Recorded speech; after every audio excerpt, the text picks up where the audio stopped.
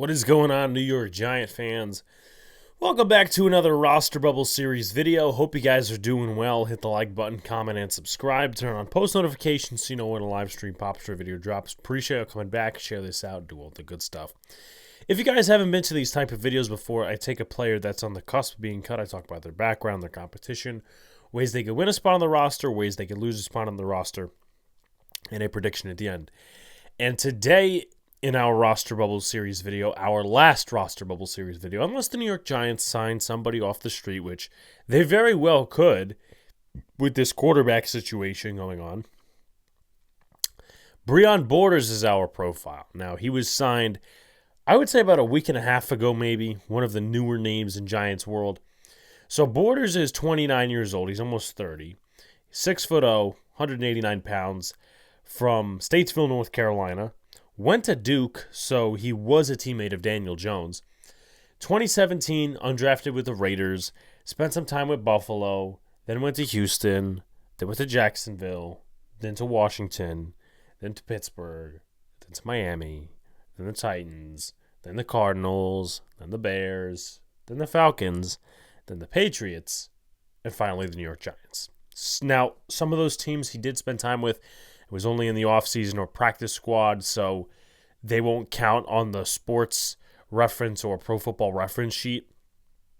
But the teams he did get playing time with over the years, Buffalo, Jacksonville, Washington, Tennessee, Arizona, and Chicago. So he is competing for a corner role, and at this point in his career, he has started a total of 6 games. He has played 32 games in total, and only has one interception. That was in 2020. I don't think Jim Schwartz, I forget who was the defensive coordinator. I don't think it was Shane Bowen, because I think it was Dean Pease. I believe it was Dean Pease who was the defensive coordinator, but Shane Bowen, yes, it was Dean Pease who was the defensive coordinator. Then he went off elsewhere, and Breon Borders was still in Tennessee for part of the 2021 season, and Breon Borders was with Shane Bowen. But statistically, as far as the NFL goes in coverage and all that, gave up 4 completions on 4 targets with Jacksonville in 2019. Had a lot of playing time in 2020 with the Tennessee Titans. 51% completion percentage allowed, 333 yards, 3 touchdowns, 86.6 passer rating.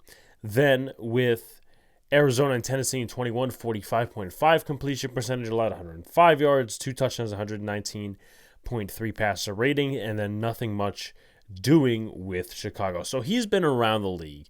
He's the Josh Johnson or the Edwin Jackson of the cornerback room for the New York Football Giants. And I wouldn't necessarily, with all due respect, call this veteran leadership, adding a veteran corner. I think Trey Herndon is more experienced, and there's a couple other guys in this room that are more experienced than Breon Borders. Borders right now looks to be a camp body. He did play against Detroit, and he played decently. I mean, I didn't see much of anything other than maybe giving up 1 catch. And I think he had 1 pass breakup as well, and maybe a tackle or 2. But nothing much to show. Right now he's with the 2nd and 3rd squad, mainly the 3rd squad with Christian Holmes. But his competition looks like this. Christian Holmes, as mentioned, Mario Goodrich, Caleb Hayes, Trey Herndon, David Long Jr., Darnay Holmes, Alex Johnson, and Nick McLeod. Now, I mentioned this in a video with Christian Holmes. There are a couple of injuries in the secondary right now. There is the injury to Nick McLeod, which is minor.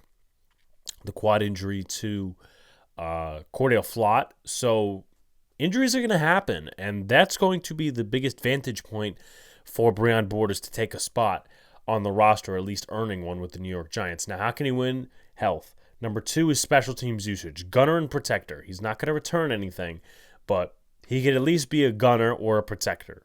That's where he is in his career. If he wants to try to make a team, gunner, a protector, a blocker on kickoffs, that's going to be big.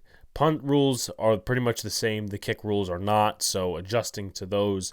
And he's been seen on special teams in practice and in the game. So if he's a good special teams ace, it's not just this roster that's looking to have him, it's other rosters too.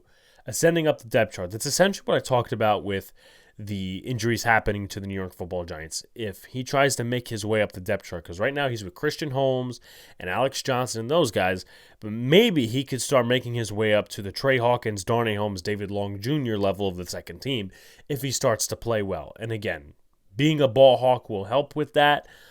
Standing out in one-on-ones, he was okay.